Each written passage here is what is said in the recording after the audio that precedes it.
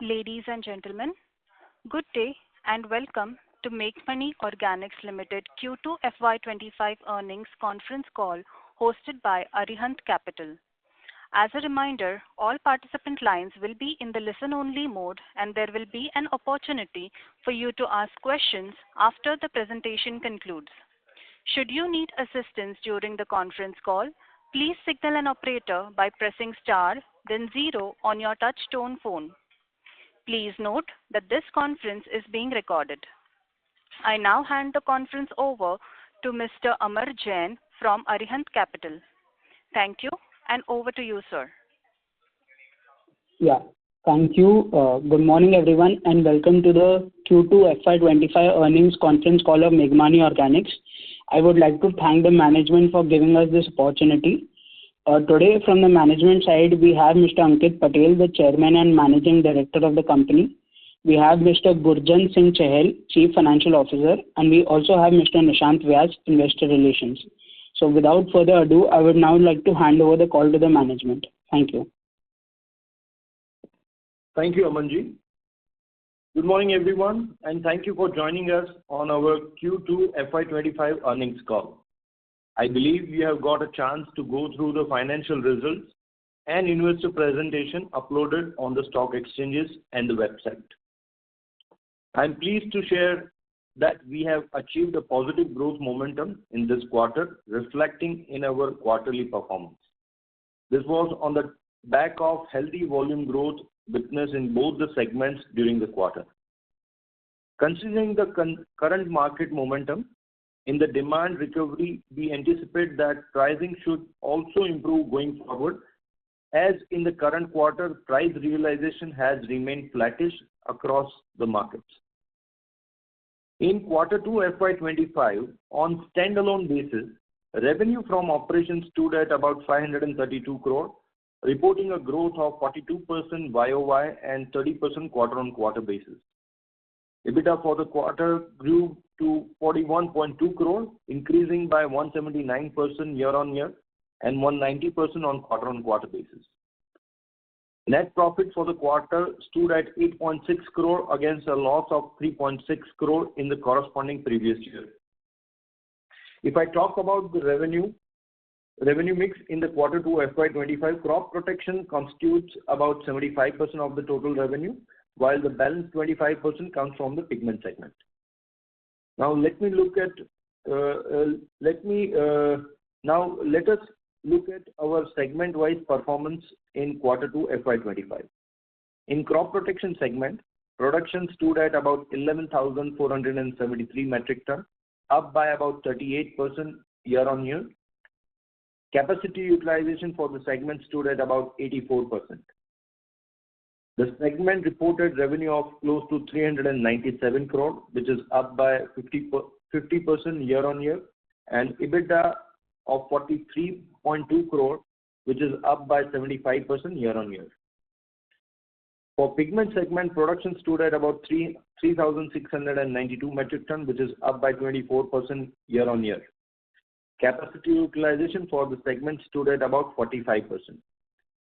The segment reported the revenue of about 135 crore, which is up by 23% year-on-year, and EBITDA of 4.2 crore against the negative EBITDA of 2.5 crore in the corresponding previous year.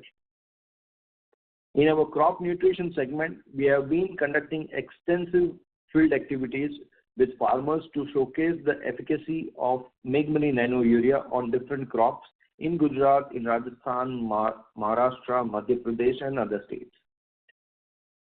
As a result of which, we are witnessing gradual traction on the ground level.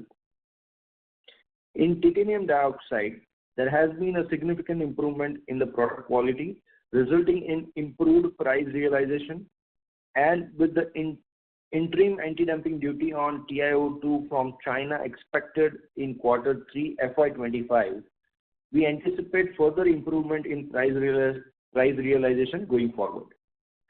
If I talk about the capacity utilization, we are currently running the plant at about 40% capacity. It should improve gradually going forward. To conclude, after a prolonged period, we are now witnessing a gradual recovery in overall demand. And to leverage the current momentum, we have all the enablers given our state-of-the-art infrastructure, plant capability, wider product range, and geographical product reach. Our long-term growth prospect remains intact, and we are positive to regain our normal double-digit growth trajectory, which we had demonstrated throughout all these years. With this, I hand over the call to the moderator to open the floor for the questions and answers. Thank you.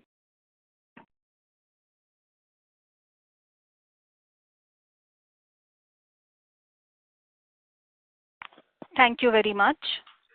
We will now begin the question and answer session. Anyone who wishes to ask a question may press star and one on their touch-tone telephone. If you wish to remove yourself from the question queue, you may press star and two. Participants are requested to use handsets while asking a question. The first question is from the line of Ankit Gupta from Bamboo Capital. Please go ahead. Yeah, thanks for the opportunity and congratulations for the recovery that we have seen in this quarter. My first question was on the agrochemical segment. So if you Ankit, you alluded some confidence about price realization. Ankit, can you be a little loud? Sure. I'll be more loud. So my first question was on the agrochemical side. So if you can, in your opening commentary, you talked about improving price realization of the segment. So if you can talk about, has there been some improvement in pricing in the month of October, or like what is giving you confidence and visibility that the price realizations are expected to improve? Thank you, Ankit. Still, we are not very satisfied with the number, though it has been on improvement trend. But I would say there is a long way to go, and there will be significant improvement going forward. As our strategy, whatever we have planned, we are very confident that it will work in that line. Regarding the price realization, first of all, the demand and supply has to play a very important role for the price improvement. And currently, what we see, the channel inventory, what was there, because of the destocking going on, there was less demand and the prices were under a lot of pressure. Now, I would say in majority of the market, for majority of the products, the destocking has already been taken place, and gradually the demand has started improving. Though there has been from the supply side a lot of supply, so still there is a pressure on the pricing side. So pricing is still at the lower level, which is not improving. But we feel somewhere from January onwards or from the first quarter onwards in the next financial year, there should be gradual improvement in the pricing also, which will not be significant like which used to be in the old days, but there will be reasonable price improvement. That is what we feel. At the same time, the logistic cost, which has increased drastically in last few months, that has also started going down a little bit. And again, we feel that it will be at reasonable level in next 1 quarter. Sure. And on the demand side, given the low crop prices globally, are you seeing improvement in demand? As you were saying, the channel inventory destocking is over. So if you can talk about key geographies like Latin America, US and Europe, like how is the demand in each of these geographies? Yeah. So yes, the agriculture commodity prices have also fallen in last few quarters. So there has been pressure from that point of view as well, which has also impacted little bit consumption. But ultimately, there will be demand for sure because the whole world needs to, everyone is looking at the food security. And from that point of view, there will be some demand going on and the growth will be there for sure.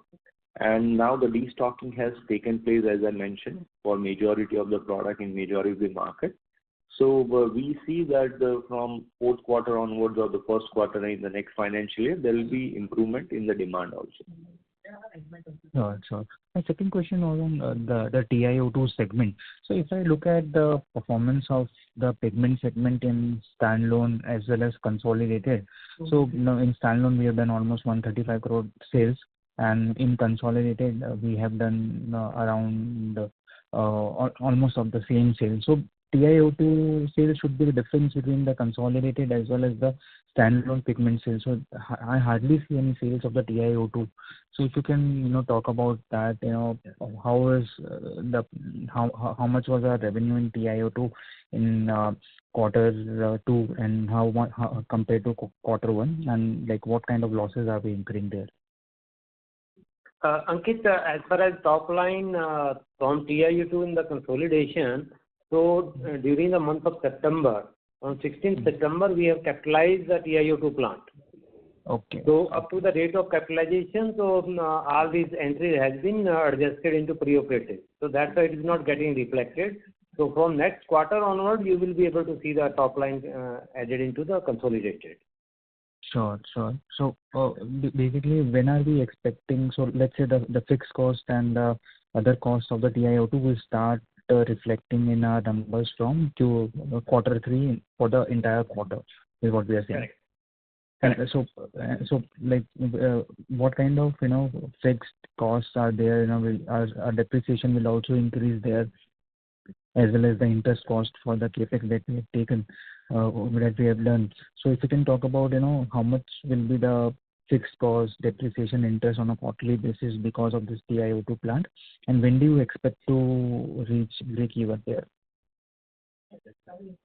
So first of all, the anti-dumping is expected in the third quarter. So once the anti-dumping will be there, interim anti-dumping, then we see the price realization should start improving, which is under pressure globally.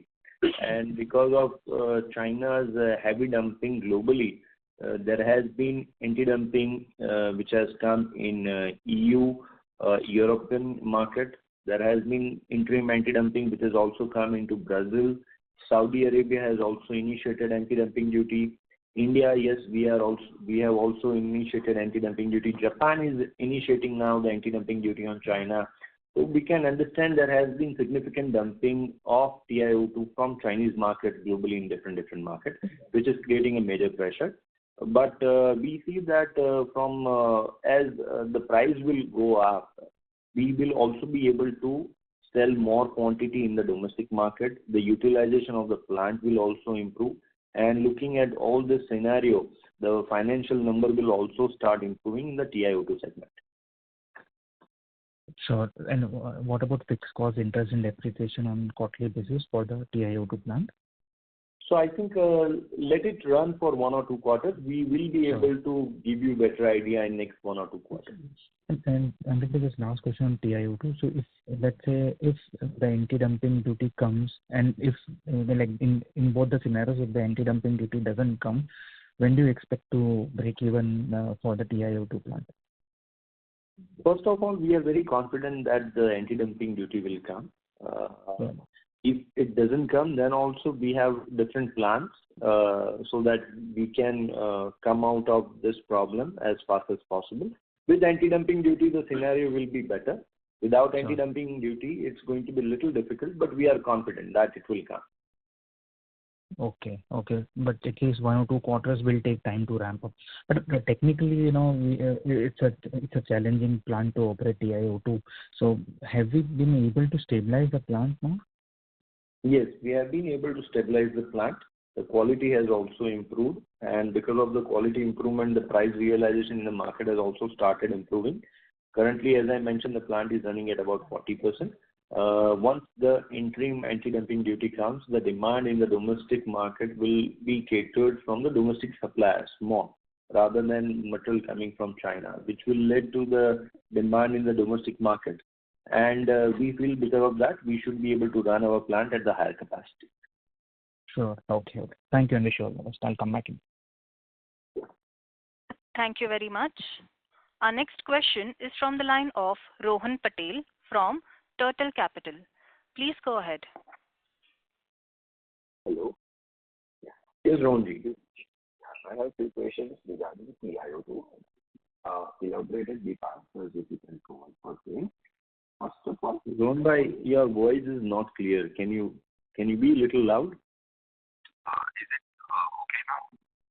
Yeah. So can help us understand how did the Kilburn went on to develop sulfur technology for TiO2, and then they had some challenges in operating the plant, and how are we going to overcome the same situation? And if you can elaborate on the sulfur technology side, like how did we went on and where do we get this technology from? Yeah. So the technology, there are two grades of technology. One is chloride, other is a sulfate. So our technology is a sulfate-based process. And because we purchased the company from NCLT, there was already the plant. Though there has been a lot of changes after acquiring the asset we have made in the plant. We have also understand with the help of experts from the other industry, and we have taken some technical support from the market, which has helped us to improve the technology. And now the plant technology is running very well with the better quality.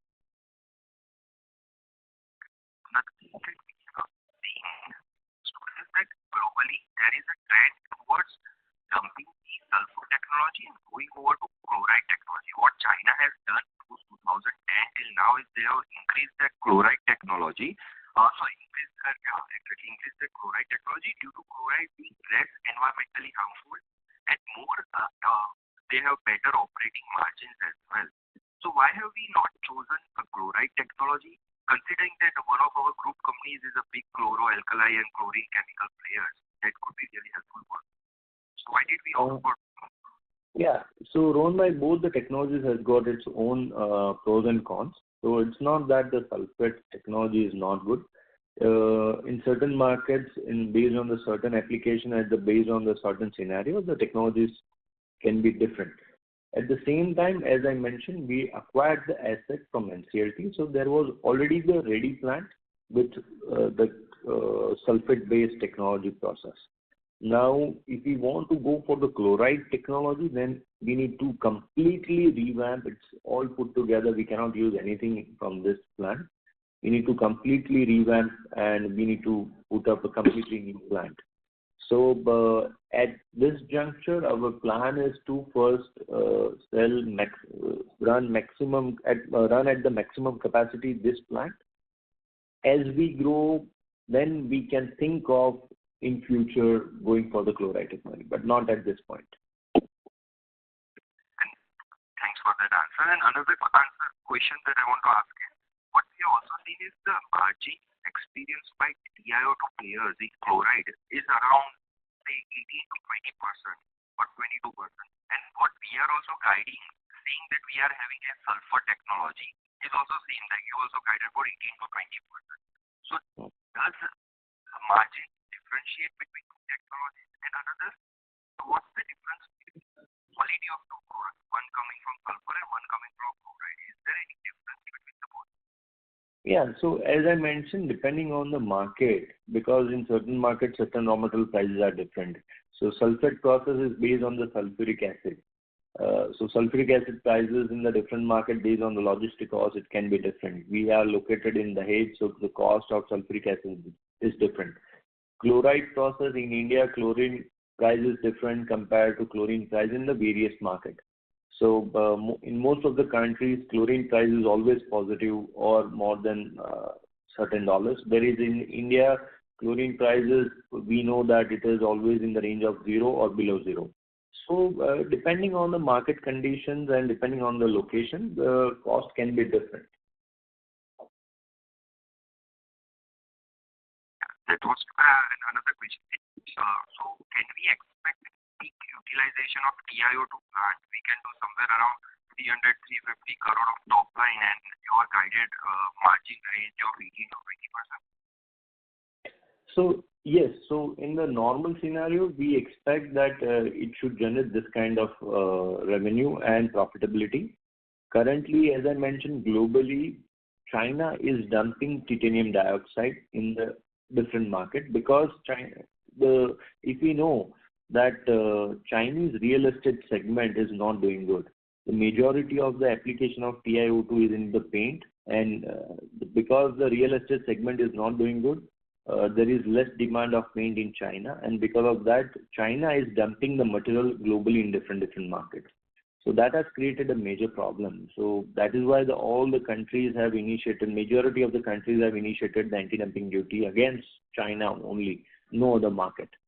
So we can understand that this is the scenario, and going forward, this anti-dumping duty will help, and we hope that the stimulus which is getting announced by the Chinese government for their domestic market, if that improves the real estate in China, then Chinese companies will be able to sell majority of their volume in the domestic market in China, which will also lead to betterment for the supply chain point of view. So all this scenario going forward will help overall for this company. Okay. So what I understood from your point is, it all depends upon the government bringing the anti-dumping duty. So if, say, you are confident enough that anti-dumping duty will come from Q3, but what are your plans? If you can elaborate, how will you go on to make sure that even if anti-dumping duty does not come, so how will you improve the underlying economics of TiO2 plant? Because see, definitely dependent on the government. That's correct. We cannot be dependent on the government. We have to be self-sustained. But in this current scenario, it has been little difficult. So initially, as we thought, we would be focusing more on the domestic market only. But now, as there is an anti-dumping duty in EU, in other export markets also, and we are very strong in the export market. So we have also started looking at the export potential, where we can have a better realization because of the anti-dumping duty on Chinese goods in various other markets.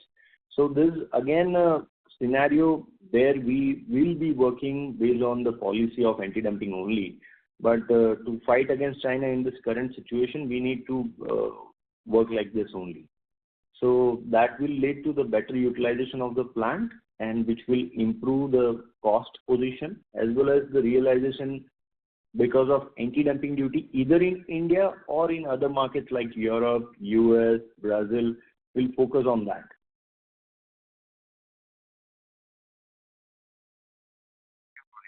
Answers, and that was from my side. Thank you. Thank you very much. Participants who wish to ask questions may press star and 1 to ask a question at this time. The next question is from the line of Viraj Mehta. Please go ahead. Yeah, hi sir. Sir, my question is regarding TiO2 first. If you look at the domestic market, you're talking about price improvement, but if I look at the channel checks, the price has actually gone down in last few months. From 175 odd, what we were hearing for some grades, it has gone to 165. The quotes are coming even lower.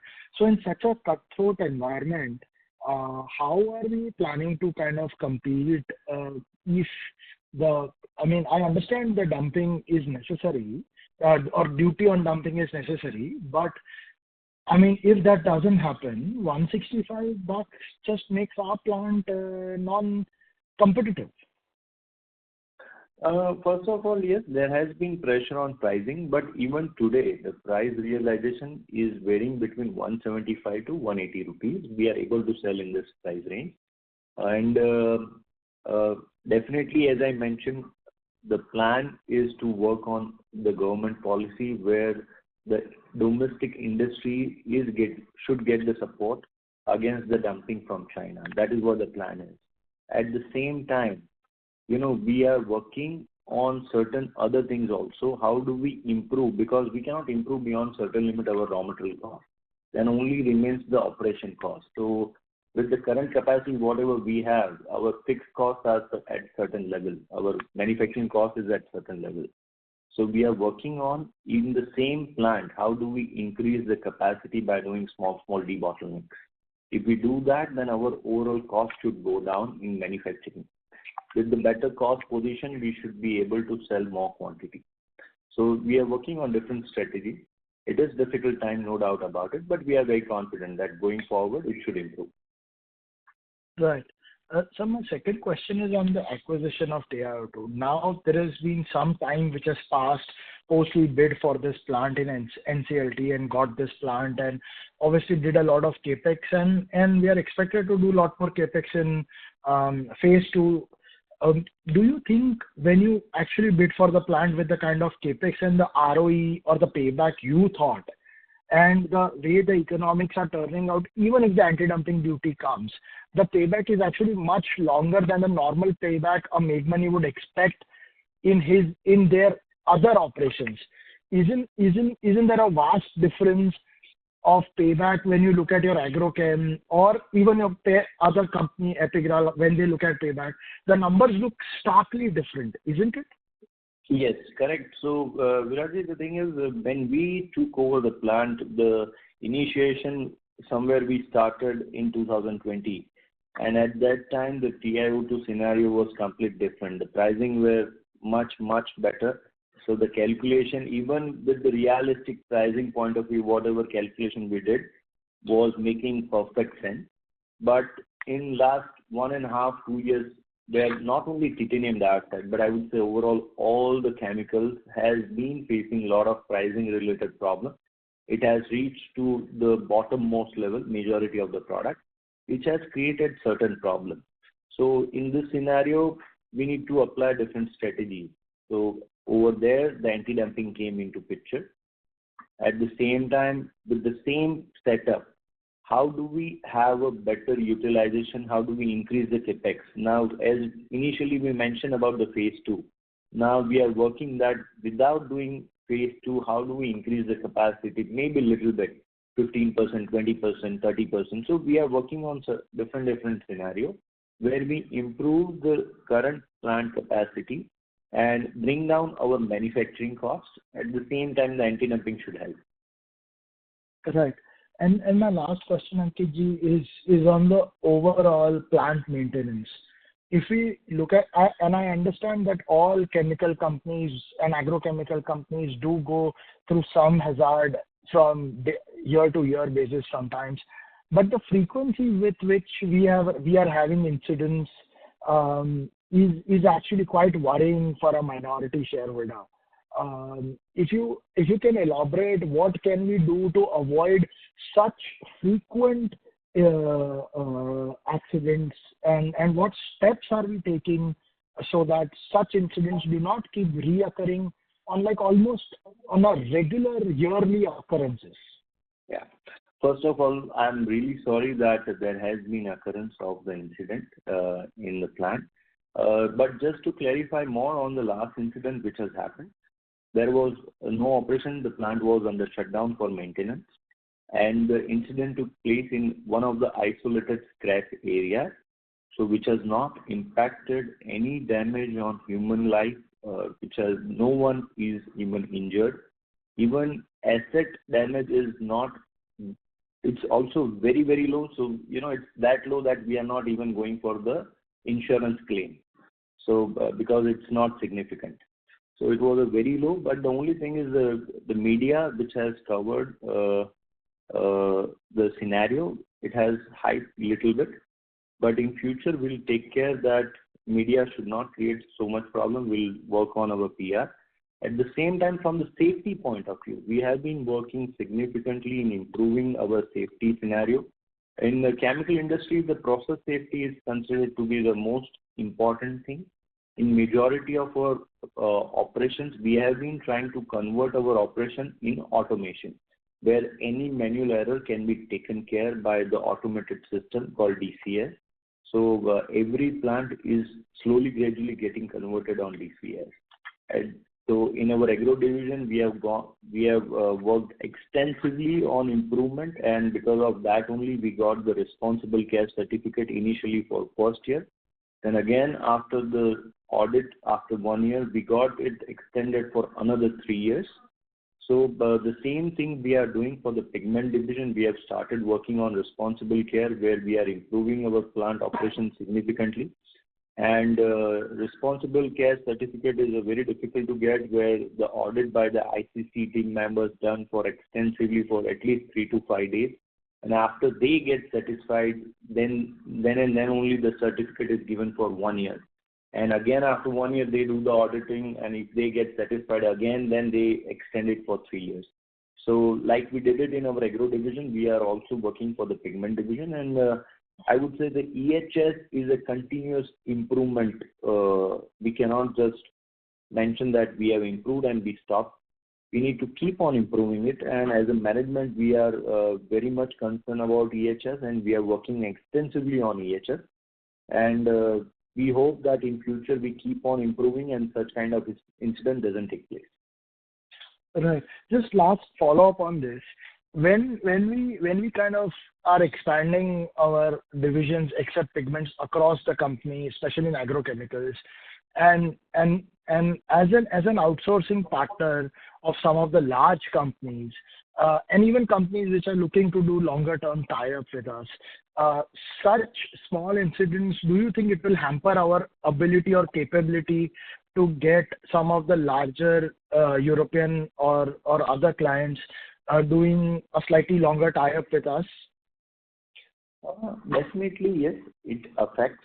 But in the case of, as I mentioned, when we communicate properly that it has happened in the pigment division, in the agro division, normally whenever we sign any agreement, any business, this kind of big companies, they come, the team comes and they do the detailed auditing. And when they find everything proper as per their standard, then and then only such kind of contract is being signed.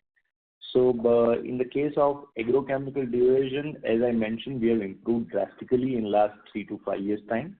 The same initiation has started in the pigment division. In the pigment division, we don't have any much long-term contract. We have few rather, because the segment is not significantly growing. So over there, we don't have much long-term contract. But we are working for certain long-term contracts in agrochemical division with few companies. Right. And my last question is bookkeeping on finance cost. Our finance cost seems to have more than doubled this quarter. And there was one note which was written. I mean, I didn't really understand it too much. Can our CFO please clarify what exactly in a layman language does it mean? Actually, if you see in finance cost, in standalone basis, we have more than 80% exports and our borrowings remain in foreign currency. So we have seen at the end of September, there was a sudden volatility into the currency. So euro got depreciated significantly, it touched about 94. So there was a MTM during this quarter around 15 crore, and on YTD basis also it was 14 crore. That reflects in the finance cost. But if you see the overall foreign currency gain or loss, so there is a roughly 14 crore gain in the other income, and there is a 16 crore loss into the finance cost. So net there is a 2 crore impact on the foreign currency. But due to accounting, it has to be differentiated between other income and the finance cost. But sir, if I look at our other, you're saying 12 crores, and okay. So this is more like one-off rather than on a because our borrowing has also not gone up, right? So which is why I was wondering why your finance cost has gone up so much. No, borrowing cost has not gone up. In general also, if you see, so overall on currency level, so will be always net gain because our currency is depreciating. Right. And okay, thank you so much, sir, and best of luck. Thank you. Thank you very much. To ask a question, please press star and 1 now. The next question is from the line of Keshav Garg from Counter Cyclical PMS. Please go ahead. Sir, I'm trying to understand that how come on standalone basis, on a quarter-on-quarter basis, our pigment volumes have declined marginally, and so have the revenues, and the EBITDA has also gone down significantly. It has more than half. Sir, so basically, whereas if we look at other pigment players, there has been a significant improvement on a quarter-on-quarter basis. So what is the reason for the same?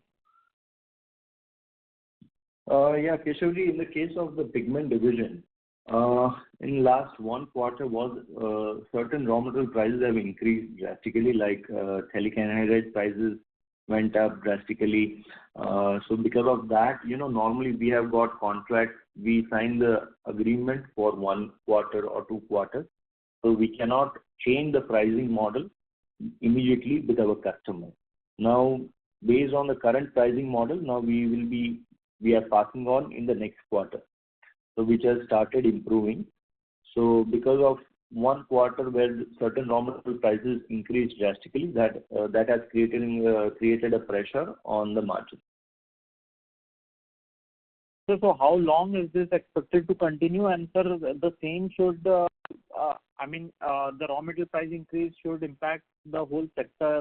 Then why is it that only we seem to have got impacted? See, certain raw materials like urea, I cannot comment about the other companies, but pigment is the industry where there are a lot of irregular, I would say, small scale companies are also there. So this small players, irregulated players, they do certain things which we as a corporate we cannot do. So because of that, our cost remains little high. We need to use the industrial grade urea, which is of very high cost. Whereas certain small companies, I cannot comment about them, but there are ways and means of keeping it low. Sir, but so is urea a raw material for the pigment division? Yes, urea is one of the key raw material for the pigment division. So, but like for example, we are making blue pigment, and sir, similarly, Asahi Songwan, if you see, it's a significant and basically reputed player. So their quarter-on-quarter revenues have increased from 108 crore to 117 crore, and EBITDA has increased from 8 to 10 crore. So shouldn't this be the same for everybody, the input price increase? That's correct. So they have shown good numbers, Asahi Songwan. So I think in the coming quarters also, as I mentioned now, normally there is a lag of 1 or 2 quarters to pass on the price. Asahi Songwan was able to do it. As with Meghmani, we will be able to do it in coming quarters. So it will improve. Sure, sir. Right. So now that China has imposed anti-dumping duty on this green and blue pigment, so what percentage of our revenues were coming from exports to China? Now, earlier it was little more, but now there is not any significant revenue which is coming from China. It is relatively low. We have been exporting to other markets now. I would say it would be probably 8 to 10%. So it is still 8 to 10% of total pigment revenues as of now? Yes. Okay. So basically, I'm trying to understand that what percentage of the total green and blue pigment market of phytocyanine was being exported to China on an overall basis. I'm trying to understand. So because the point is that all that supply has to, whether we were supplying or someone else was supplying, now all that supply has to get diverted. So it will take that much more time for our utilization to increase. So in that context, I'm trying to understand that how do you foresee the utilization picking up? How much time you think it will take for the utilization to reach optimal level? So as I mentioned, Keshavji, there has been competition in pigment division from unorganized players also. And in the case of, because of anti-dumping duty in China on Indian pigment manufacturer, there is again a pressure on Indian companies. And so as a Meghmani, we are not expanding, we are not doing expansion in pigment green and blue as a strategy. So we will try to do some sell in other markets where we will have a better realization. But as a growth point of view, this segment, we are not looking at significant growth point of view. Sir, and are our CPC blue realizations similar to Asahi Songwan or superior, or we sell at a discount? I think not, because this becomes more of a B2B industrial product. So on an average, if you look at it, then everyone is selling more or less at the same price. And since we are the largest in the world, so are we the largest in CPC blue in the world? We are in India, globally, we are second or third largest. And sir, how does our cost of production compare with the others, let's say the market leader? Definitely, our cost for the manufacturing remains low, but compared to other companies, we are relatively little bigger organization. So overall, as a corporate, our cost will be little high.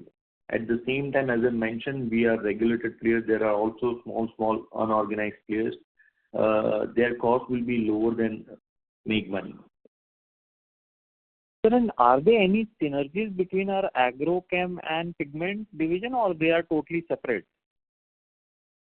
They are totally separate. In terms of chemistry, it's an organic chemistry.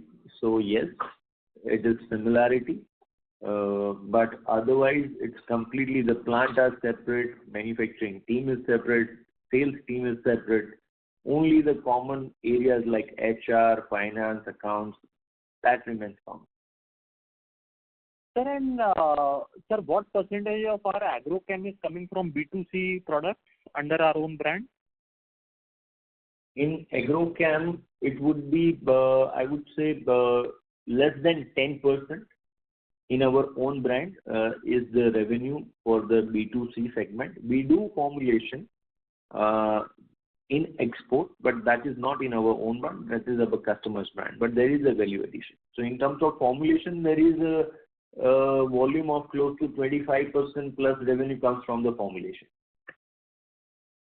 So since there is no synergy between our pigment and agrochem, sir, so at a future date, sir, once pigment division stabilizes, you think, sir, it makes sense to just hive off two separate, sir, because the valuations of both sectors are different. So maybe it will unlock significant value. I mean, in the midterm, I'm talking about. I think Keshavji, yeah, probably we may think that's a good suggestion. So I think going forward, that can be once market stabilizes, once the segment is better, then we can think of it. Sir, and as far as the titanium dioxide is concerned, sir, though I appreciate that we bought this from a NCLT, so generally buying things from bankruptcy generally turns out to be good. Sir, but now the concern is that, sir, 600 crore capex we have incurred. And sir, on this, sir, I'm sure there will be some additional working capital also over and above this 600 crore. Now, sir, even if we consider the best case scenario of 350 crore top line and 20% margin, so that is, sir, basically around 70 crore. So it is like roughly 10% EBITDA level. So at a post-tax level, it would be in single-digit return. So then, sir, this we are talking about once the anti-dumping comes and once ramp-up happens. So as things stand, even in the best case scenario, it doesn't seem that this investment is turning out to be beneficial for us. Yes. So when we acquired the asset from NCLT, we also realized this was our first acquisition. And normally, the operations, if the chemical plant in running condition, then the scenario is different. But in this case, what happened, the plant was under shutdown for more than 3 years. So when any chemical plant remains under shutdown for more than 3 years, then there has to be a little more and more maintenance is required. The equipment plant gets damaged because it remains in a acidic environment in shutdown condition for quite a long time. So this was the realization we had it after we acquired it, and a lot of changes required after acquisition of the plant, so which has led to increase in the capex. So this is one of the fact which has created an issue. But as I mentioned, we are applying different strategies to improve the operation, to improve the revenue and profitability. And since our raw material feedstock is basically yes. May we request that you okay, ma'am. So let me just ask the last question. So I'm trying to understand. So that is our input for titanium dioxide synthetic rutile that DCW is manufacturing. I'm sorry. Can you repeat your question? So is our raw material for titanium dioxide synthetic rutile that DCW is manufacturing? Raw material is not synthetic rutile. We start from ilmenite. And sir, is that imported ilmenite or it's available domestically? So it is imported also. It is available locally also. So currently our volume is not that significant. So we are buying it from the Indian rare earth. Sure, sir. Thank you very much and best of luck. Thank you. Thank you very much. Our next question is from the line of Mr. Ankur Kumar from Alpha Capital. Please go ahead. Hello, sir. Thank you for taking my question. Yes, Ankur. I wanted to, as in your press release and now also you are saying the agri side there, we are seeing an improvement which will help us in better margins. So can we comment, as in historically we have done quite very much better margins. So can we comment how much improvement are we expecting over the coming time? So, Ankurji, I think in the next financial year, as I mentioned, there will be improvement in terms of demand. And so the top line will also grow better. At the same time, bottom line will also grow better. In terms of the profitability, EBITDA margin, you have seen that in the past we have done significantly well, but those scenarios were completely different. So it is difficult to reach at those levels. So first target somewhere for the agrochemical division, we target to reach at 15% EBITDA margin. That is the first target. Once we reach at that level, then we will think of taking it to the next level. So this 15%, sir, can we see in second half or that will be like next year? So next year. Second half looks a little difficult. Got it, sir. And sir, on pigment side, there are a lot of questions. We are still seeing loss. Can we comment? So in the pigment segment also, first of all, our target is to reach at about 10% EBITDA level. Can we say move to black in the next half also? Or? Yes. Got it, sir. Thank you and all. Thank you so much. Our next question is from the line of Rohit Sinha from Sunidhi Securities. Please go ahead. Yeah, thank you for taking my question, sir, and congratulations for a good set of numbers. So, sorry if my question is repeating because I missed out in between. So, basically on the agrochemical side, we see strong growth in terms of revenue as well as the margin side also. So, how much this is, we can say, sustainable for the coming quarter as well as, or is there any volume which was showing a lag effect from the Q1 number? Rohitji, from the volume point of view, we tried to, for the agrochemical division, we plan to run our plants at more than 80% capacity. In this quarter, we have run at about 84%. So our plan is to run in the range of 80 to 90% utilization level going forward. And so that will drive the growth. At the same time, a lot of new products has been introduced in last 2 years. So, but global market scenario was not doing good. So those new products have not started performing well. But now we see those new products will also will give good growth. And we are expecting a lot of new... Hello? Yeah. Yeah. So we are expecting some registrations in different markets for this new products, which will lead the growth going forward. These are relatively high value, high profitability products. Okay. And just to separate for our earlier agrochemical business and the new MPP side, so how has been the attraction for this MPP segment, and what we should see the better opportunity coming ahead for this segment? So you are mentioning about multi-purpose plant? Yeah. So the multi-purpose plant, over there, as I mentioned, we have introduced a lot of new products. So As a Meghmani, we completed, for the crop protection division, we completed about 25 years in 2020. So we had a vision that whatever products we have in the basket, same number of products we need to introduce over a period of next 5 to 7 years. So whatever we have done in 25 years, we plan to do it in next 7 years. So that is the vision. Somewhere in this strategy, the global scenario which has created a problem in 23 and 24, but we are still very, very bullish about the new product what we have introduced. So in the multi-product, multi-purpose plant, the second plant operation we have also started. So the product, if I give you the idea, a lot of new products like flubendamide, ethiprol, cyflutrin, beta-cyflutrin, dinotefuran, spiromesifen. So a lot of new products we have introduced. So these are the products are either being manufactured by one company or two companies in India, or for few products we are the only companies manufacturing in India. So these products are relatively niche products which has not been focused by many other players. So we have selected this kind of product which will lead the growth going forward. Okay. So this MPP's growth would be largely driven by the domestic side, or export market is also lucrative for us? It will be in both the segment.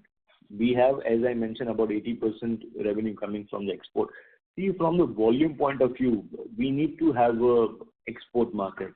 If we just focus on the domestic market, then the kind of the investment whatever we have done, it is, we cannot run our plant for 12 months.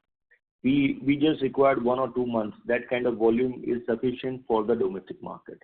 Now, to run the plant at higher capacity, to keep the cost at lower level, we need to also focus on the export market. So we are doing export to US, Brazil, Latin American country, Africa, Asia. Apart from Europe, we are focusing on all other continents. And the major growth is coming from Latin America, mainly from the Brazil market and from the US market. Okay. And just on the capex and the debt side, what would be the annual capex we will be expecting for FY25 and debt level by the end of FY25? So I think we did the capex, significant capex in the year of 21-22, and we were ready with all the elements, but somehow the market was not supportive. So now, with the improvement, we should be able to sweat this new assets in a better way. So I think for agrochemical division and the pigment division, we don't need to do any significant capex over a period of next 1 or 2 years' time. So we will be rather repaying the debt, and we'll bring down our cost of finance, and we'll maintain relatively low level debt in the company. Okay. That's it from my side, sir. Thank you and best of luck. Thank you. Thank you very much. Our next question is from the line of Mr. Aman Jain from Arihant Capital. Please go ahead. Thank you for the opportunity, sir. So just wanted to get the status on our. So we were planning to set up a subsidiary in Brazil. So if you could share what is the status on that? Sure. So the subsidiary which we are planning to create in Brazil, it is going on. It is at the final stage of approval from different government authorities, mainly from RBI. And we should be soon announcing about it. This subsidiary which we are creating is mainly from the registration point of view. We are doing a lot of new product registration, and we would like to hold it by ourselves. So normally what used to happen, we were working with one customer. With one customer, we were registering the product, and then we were able to sell only to one customer. But Brazil is the biggest market for the crop protection products. So with our own registration, we can work with various customers in Brazil. We don't need to work with just one or two customers. So that will open up the market significantly. At the same time, Brazil is highly entry barrier oriented because the cost of the registration is high. At the same time, the time of getting the registration is also significantly high. It takes nearly 5 years to get the registration. So we started focusing on the Brazil market somewhere after 2015, and we have received few registration. We have received so far few registration, and lot of new registrations are in pipeline. So over a period of next 2 to 3 years, we'll be getting many new registrations. Okay. Yeah, sure, sir. Sir, and just also just wanted to so what are the product launches that we have done in this quarter? Any? So from the product launch point of view, not just this quarter, I would say overall in last 2 years. So in last 1 quarter, we have started manufacturing of particularly three products. We started manufacturing of Dinotefuran. We started manufacturing of Ethiprol. We started manufacturing of Flonicamid. So 3 product commercial production we have started in last 1 quarter. But I would say not just 1 quarter, in last 2 years or rather than last 1 year, we have introduced a lot of new products. We have started Flubendamide, we have started Cyflutrin, we have started Beta-Cyflutrin, we have started Spiromesifen, apart from the 3 products which I mentioned just now. Understood, sir. Okay. Sir, just one last question. So, if you could tell us what was the volume growth in this quarter for agrochemicals and pigments? So, volume growth for the crop protection division is about 38%. About year-on-year basis is about more than 50%, and for the pigment is more than 20%. Okay, sir. Thank you. Yeah. Thank you very much. I would now like to hand the conference over to the management for closing comments.